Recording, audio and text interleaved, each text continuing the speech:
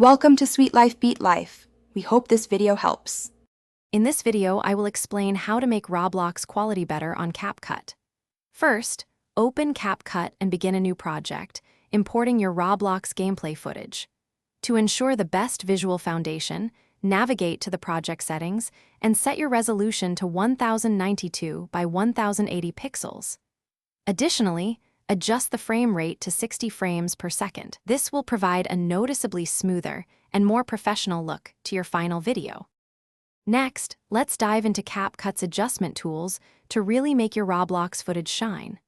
Start by slightly increasing the brightness to illuminate darker areas, then boost the contrast to give your visuals more depth and impact.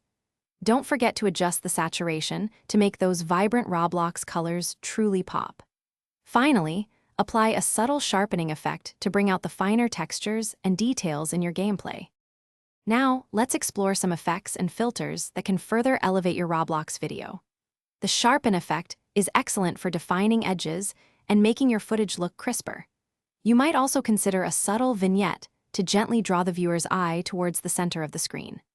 Experiment with various color grading filters to find an aesthetic that complements your gameplay, but remember to avoid overprocessing to keep the look natural and appealing. Finally, exporting your video with the correct settings is crucial for preserving all your hard work. When exporting, always select the highest available resolution, which is typically 1092 by 1080 pixels. Ensure your frame rate is set to 60 frames per second for the smoothest possible playback. For maximum detail and clarity, choose a high code rate, around 20 megabits per second. Now, export your video and enjoy your significantly improved Roblox quality. Thanks for watching. Consider subscribing if we helped you.